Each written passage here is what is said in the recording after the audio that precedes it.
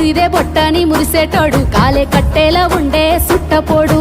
ఊపిరి పోసి ఉయ్యాలల్ల ఊపేవాడట ఊపిరి తీసి ఊరేగింపు చేసేటోడట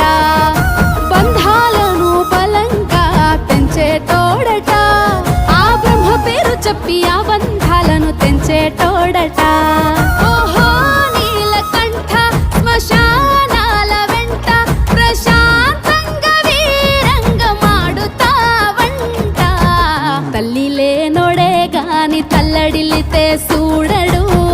తలపై నీళ్లు పోస్తే తల్లిలాగా చూస్తాడు